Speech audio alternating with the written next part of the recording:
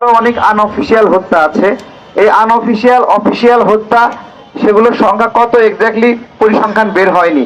তবে 2008 সালের পরে 16 বছরে এখন পর্যন্ত আমরা একটা হিসাব পরিসংখ্যান বের করেছি, সেখানে 1100 থেকে 1200 মানুষ হত্যা করা হয়েছে এবং গত 2 বছরে 120 জনের মতো মানুষ হত্যা করা হয়েছে।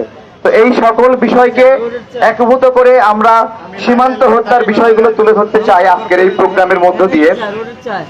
পাশাপাশি খুব সম্প্রতি আপনারা দেখলেন আমাদের নদীগুলো শুকায় গেল একটা, আবার বর্ষাকাল আসলে সেগুলো উপচে পড়ে আমরা বানে ডুবে গেলাম, আমাদের ফসল নষ্ট হলো, বাড়ি ঘর ভেঙে গেল, ধনী গরিব সবাই ক্ষতিগ্রস্ত হলো।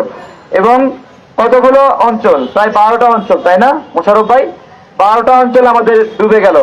এই অঞ্চলগুলোর রিকভারি কি, যে অঞ্চলগুলোর ফসল নষ্ট হয়ে গেল, এই বিষয়গুলো আমরা একীভূত করেছি আমাদের এই প্রোগ্রামে। আমরা গণ অধিকার পরিষদের দুটা অংশ, গণ অধিকার পরিষদের আরেকটা অংশ নুরুল হক নূরের, আপনারা বিভ্রান্ত হবেন না, আমরা সেই অংশ না, আপনাদেরকে ঠকিয়ে আমরা প্রোগ্রাম করতে চাই না। আমরা আরেকটি যে অংশ আছে আমরা তারা এখানে দাঁড়িয়েছি এবং ভারতীয় পণ্য বর্জনের আন্দোলনে আমরা শুরু থেকে কাজ করছি এবং এটা আমাদের সংগঠনের মৌলিক চিন্তা এবং তত্ত্বগত আদর্শের মধ্যে আমরা ধরে নিয়েছি যে আমরা আগ্রাসন বিরোধী এই লড়াইটা করতে চাই, অব্যাহত রাখতে চাই এবং সেটাই আমরা করছি। এই আন্দোলনের শুরু করেছেন আমাদের পিনাকি ভট্টাচার্য দাদা। পিনাকি দাদা শুরু করলেও দেশে মাঠ পর্যায়ে তার পরামর্শে আমরা বিভিন্ন প্রোগ্রাম করেছি এবং আমাদের জায়গা থেকে চেষ্টা করেছি এবং এর আউটপুট যদি জিজ্ঞাসা করেন যে লাভ কি হলো এতদিন প্রোগ্রাম করে, আমরা প্রায় গোটা 20 প্রোগ্রাম করেছি। লাভ কি হলো আমি আপনাদেরকে একটা লাভের কথা বলি। বাংলাদেশ থেকে ভারতের পণ্য রপ্তানি হতো 12.2 বিলিয়ন ডলার। সেই রপ্তানিটা মানে ভারত বাংলাদেশে রপ্তানি করতো, এটা এখান থেকে রেমিটেন্সটা নিত তারা। তো সেই রপ্তানিটা নেমে আসছে 5.99 বিলিয়ন ডলারে। তার মানে কি ভারত আমাদের এই পণ্য বয়কট আন্দোলন বলেন অথবা আমাদের পলিসিগত কারণ বলেন, সেই সকল কারণে তাদের এখান থেকে যে রিজার্ভ সোর্স ছিল সেটা অর্ধেক ধস নেমেছে। তো এইটা হয়তো আমরা অস্ত্র নিয়ে যুদ্ধ করতে পারবো না, অলরেডি ভারতের স্বরাষ্ট্র মন্ত্রণালয় বলে দিচ্ছে সেনাবাহিনীকে বাংলাদেশের এই পরিস্থিতিতে আপনারা প্রস্তুত থাকেন।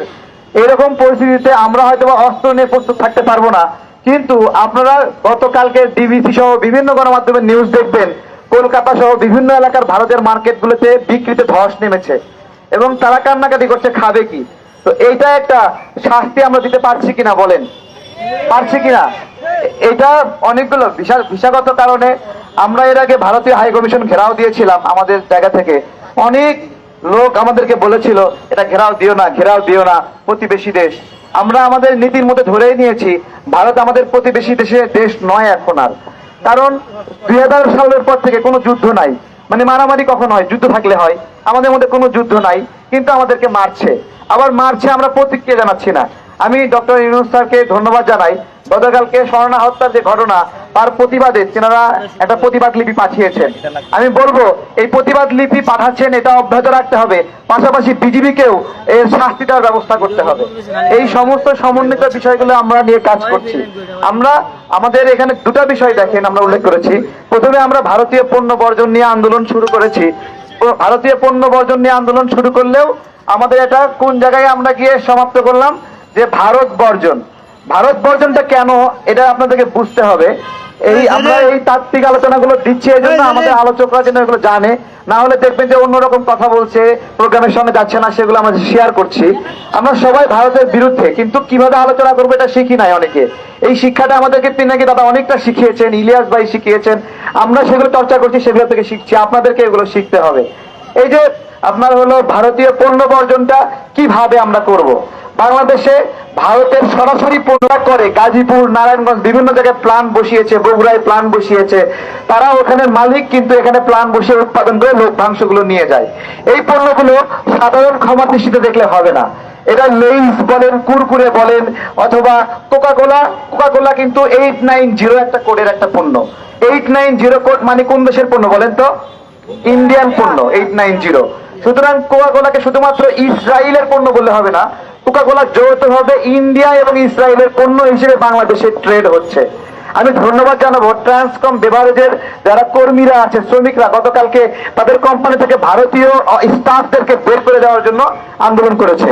স্যালুট জানাই RAK সিরামিক্স, দুবাই ভিত্তিক কোম্পানি, তারাও বাংলাদেশ থেকে ভারতীয় শ্রমিকদেরকে বের করার জন্য আন্দোলন করছে। তারা সময় দিয়েছে 7 দিনে, 7 দিনের মধ্যে তারা বের করে দিবে, এরকম আমরা একটা বিষয় জানছি। এই হলো আমাদের আন্দোলনের ফলাফল। এই আন্দোলন আসলে কোথায় গিয়ে ঠেকাতে চাই আমরা? আমরা নর্মালি ভারতের পণ্য, রূপচাঁদা, প্যারাশুট তেল বয়কট করছি, হিমালয়া আমলা বয়কট করছি, এগুলো আমরা বয়কট করছি। আমরা কোথায় গিয়ে ঠকাতে চাই? আপনারা আপনাদের আশেপাশে অনেক ভাই ব্রাদার বেকার আছে না? এটার সংখ্যা কত আসলে জানেন? 28 লক্ষ বেকার আছে যারা শিক্ষিত, পড়াশোনা করেছে, আর 4,81,00,000 বেকার আছে যারা শিক্ষিত অশিক্ষিত মিলায়ে। এই বড় একটা সংখ্যা বেকার আমাদের, কিন্তু এখানে ইন্ডিয়ানরা চাকরি করে। সেই সংখ্যা কত? ইন্ডিয়ান একজন সাংবাদিক বলেছে বাংলাদেশে 26 লাখ ইন্ডিয়ান চাকরি করে। আমাদের তথ্য না, তাদের তথ্য।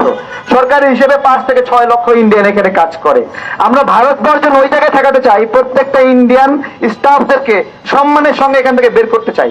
আমরা বাঙালিরা জাতি হিসেবে ইন্ডিয়ানদের মতো মাদক না, নেশাগ্রস্ত না, যে ফুটফাট করে আমাদের এখানে কেউ আসলে আমরা গুলি করে মেরে ফেলবো। আমরা কোনো ইন্ডিয়ানকে বের করতে দিতে চাই না।